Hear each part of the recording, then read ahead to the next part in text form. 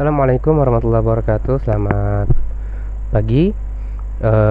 Kita lanjut lagi di materi ke 9 ya. Materi kita yang ke-9 yaitu tentang tambah data ya, tambah data. Nanti di materi ke-9 ini kita akan buat aplikasi. Contohnya seperti ini ya, seperti ini. Nanti ada satu data. Ini berarti kita menggunakan list view builder.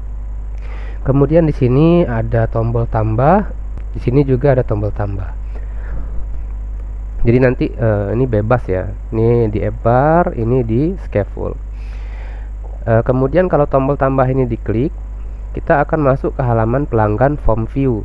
Ya, nanti di sini muncul satu text field, bisa kita isi. Misalnya saya isi dengan Budi.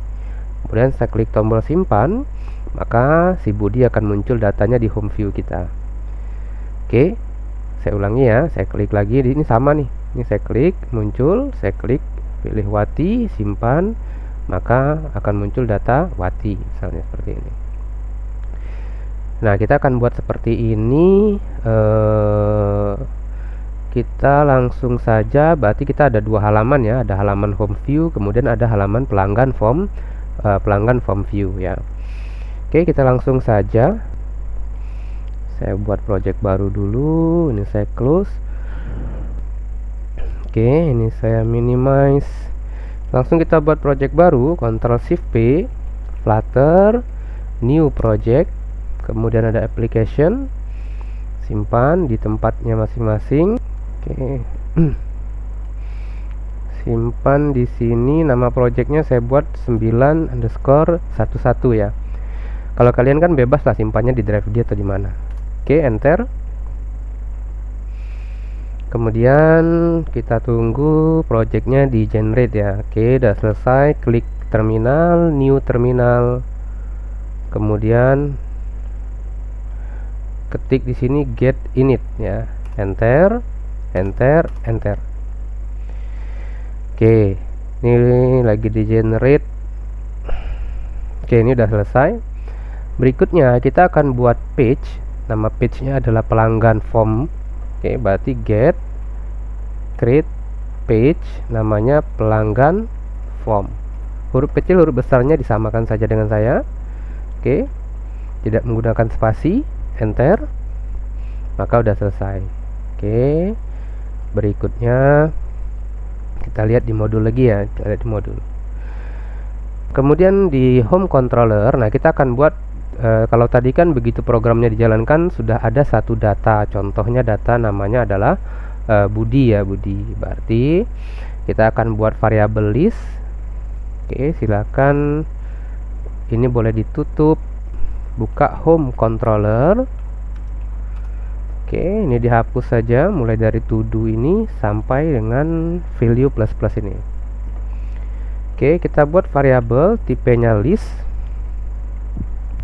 Kemudian namanya list item sama dengan seperti ini. Oke, lalu buka kurawal, tutup kurawal, kita isi dengan satu data namanya key-nya adalah nama, isinya adalah Budi. Simpan, nanti dia akan tersusun otomatis seperti ini. Nah, variabel ini akan kita pantau perubahannya menggunakan OBS. Ya, jadi dalam pemrograman reactive programming itu setiap variabel yang berhubungan dengan layar tampilan itu perubahannya akan dipantau ya. Contohnya list item. List item ini kan datanya kan nanti akan ditambah ya, ada Budi, nanti kalau user nambahin ada Wati, ada Ani. Nah, berarti nilainya selalu berubah-ubah. Nilai ini itu kan tampil di tampilan program kita. Ya, tampilan program kita. Kalau saya lihat di projectnya sebentar ya. Oke, nah ini ya, ini contohnya kan contoh project kita nih. Nah, ini kan sekarang kan Budi nih.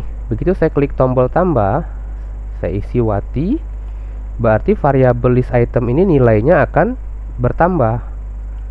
Nah, tampilan juga akan berubah ya, dari 1 menjadi 2 datanya. Nah, ini disebut dengan reactive programming ya. Jadi kita pantau perubahannya menggunakan keyword OBS ya, OBS. Oke. Berikutnya kita akan menampilkan data ini. Oke, kita buka file home view. Oke, ini saya hapus semua dari senternya sampai sini. Oke. Nah, karena di controller kita menggunakan OBS, maka di body, di argumen body ini, widget yang kita gunakan pertama kali itu disarankan menggunakan OBX seperti ini. Pilih yang ini, buildernya dihapus, buka kurung tutup kurung lagi, kemudian lambda, baru kemudian kita isi dengan list view builder. Oke, ini tinggal sama seperti pertemuan sebelumnya ya, controller titik list item titik length. Oke, simpan. Kemudian returnnya saya isi dengan kontainer dulu, kemudian saya tambahkan margin insert.all, saya kasih 10. Kemudian di childnya, child dari kontainer kita isi dengan list style. Ini ada tile color, tile colornya kita isi dengan colors blue, blue nya yang 100 ya. Ini kan blue ini ada macam-macam ya, kalau mau lihat kan tinggal titik ketik blue, nanti muncul nih, hintnya muncul nih. Nah, tinggal pilih nih 50, 100 atau berapa. Ini saya isi yang 100. Kemudian ada title. Title kita isi dengan widget text, nama plus controller titik list item, kemudian index, kemudian nama. Oke, nama spasi ya, spasi. Oke. Oh, ini program yang sebelumnya nih. Kita coba saya tutup dulu. Ini saja. Oke. Silakan jalankan emulatornya ya. Silakan menjalankan emulatornya. Setelah emulatornya jalan seperti biasa, baru projectnya kita running ya. Projectnya kita running. Kita mau lihat tampilannya.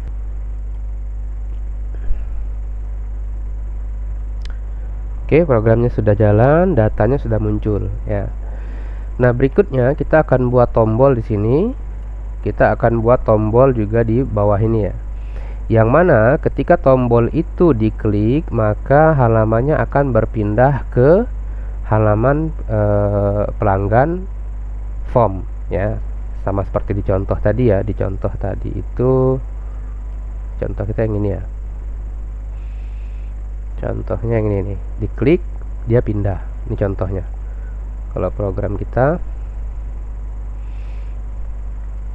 oke, ups, ngehang ya. Oke, kita lanjut saja ya. Berarti kita buka home controller. Nah, di sini kita akan buat fungsi nih, fungsi untuk navigasinya ya.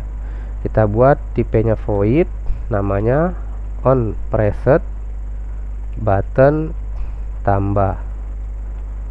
Oke, ini kita tambahkan asin, kemudian var pelanggan data sama dengan await get titik to named routes. Ingat ya, ini jangan diketik manual bagian routes ini ya. Saya ulangi ya, routes, kontrol spasi, pilih pelanggan form, enter, titik koma. Kemudian if pelanggan data tidak sama dengan 0, maka list item titik add pelanggan data. Simpan. Oke, kita lihat program kita. Sebentar, program saya tadi yang mana ya? Oh, yang ini ya, sorry, betul yang ini. Oke. Nah, sekarang udah jadi nih, udah jadi. Tinggal kita buat tombolnya. Ini kan fungsinya ya, kita buat fungsinya dulu. Nah, di sini baru kita buat tombolnya. Kalau mau buat tombol yang di atas tadi, itu kita menggunakan app bar. Di app bar itu kita menggunakan action ya. Kemudian kita menggunakan icon button. Nah, icon button on presetnya saya hapus, saya gunakan lambda seperti ini, controller titik on preset. Ini saya minimize dulu. Oke, seperti ini on preset. Iconnya kita buat icon titik add. Simpan, nanti kalau tidak ada error harusnya kodenya akan otomatis tersusun, maka akan tampil seperti ini. Ini yang ini. Oke. Nah, kita juga bisa buat tombol melayang di sini nih, namanya floating action button. Itu argumen punya scaffold ya, berarti dia sejajar sama app bar dan body ya. Saya letakkan saja di bawah sebelum tutup kurung ini, koma, spasi, enter, seperti ini. Saya tambahkan floating action button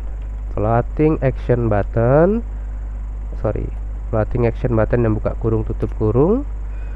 Nah, on presetnya enter, saya gunakan lambda seperti ini, controller titik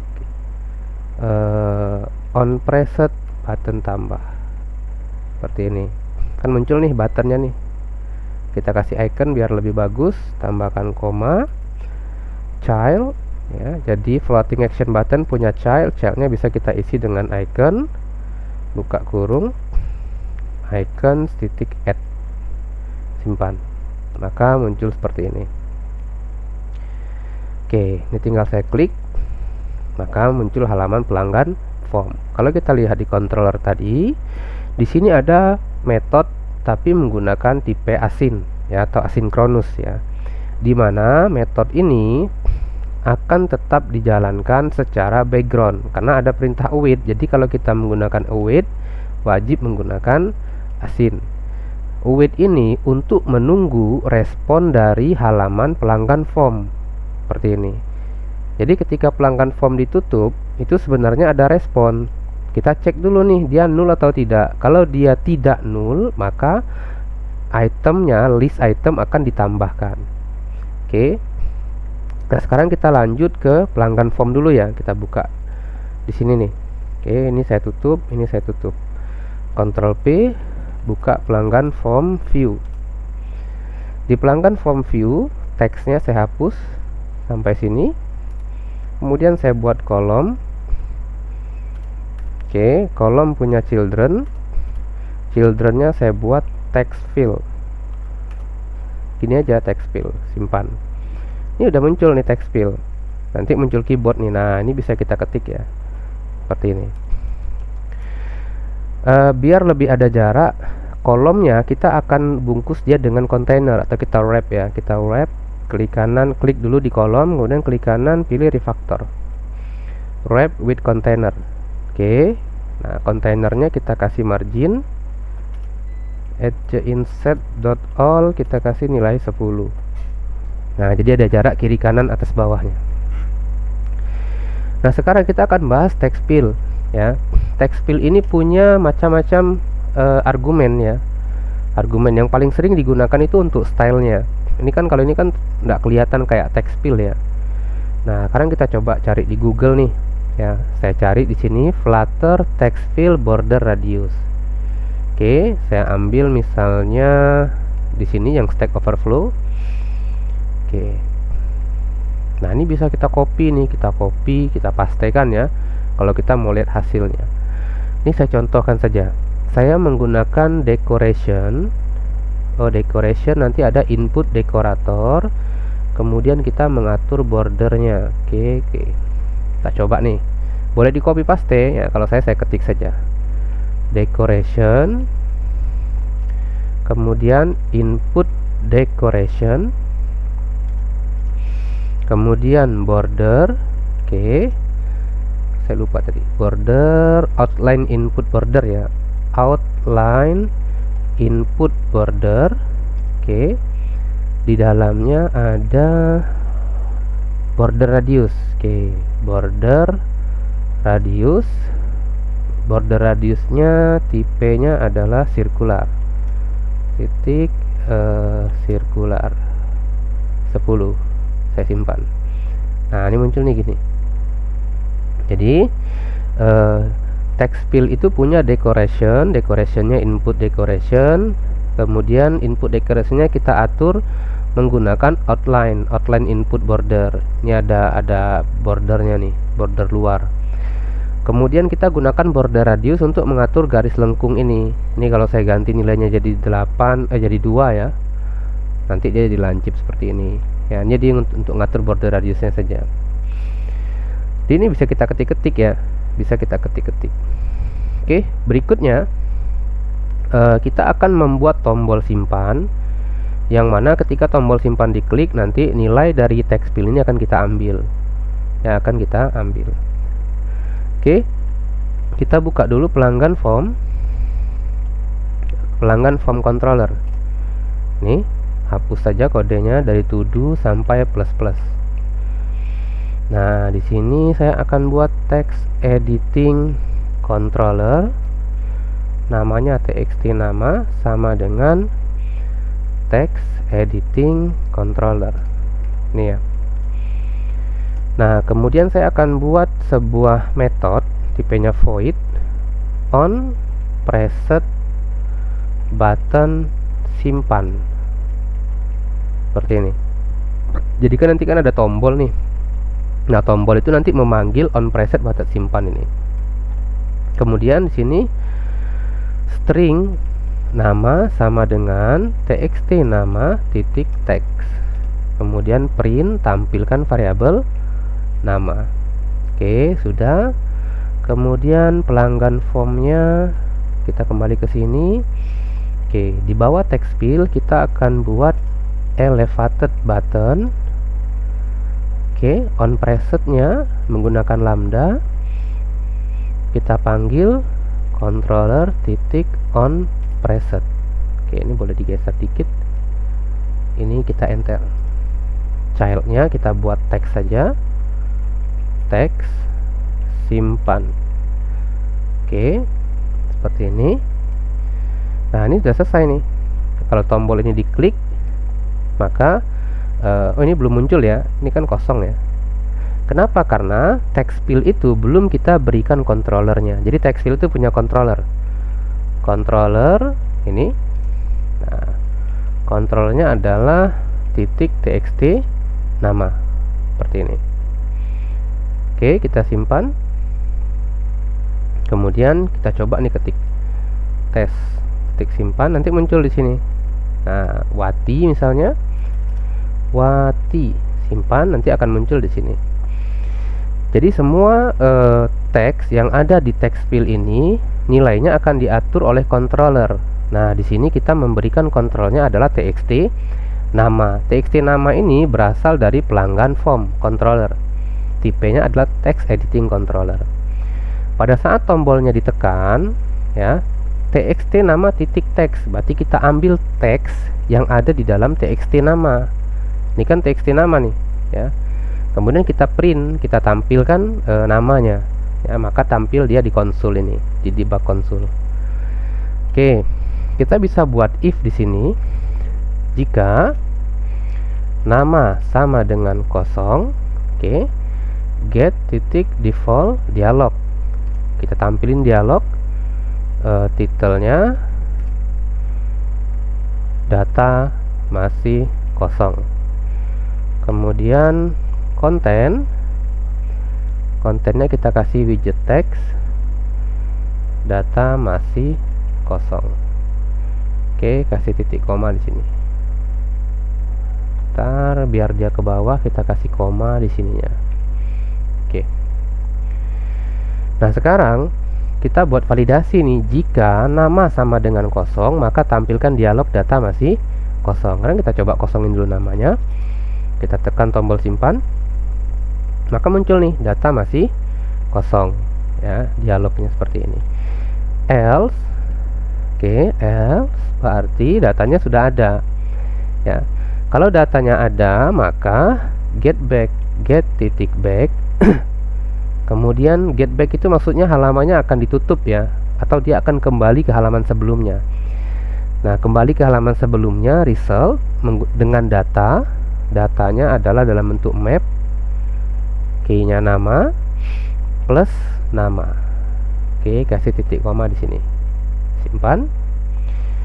Nah, jadi get back dia akan kembali ke halaman sebelumnya membawa datanya adalah nama dalam bentuk map ya, map key-nya nama, kemudian value-nya berasal dari variabel nama yang didapat dari txt nama titik teks. Jadi kalau saya ketik di sini Ali, maka Ali ini akan dicek nih kosong atau enggak. Kemudian nama berarti di sini namanya adalah Ali.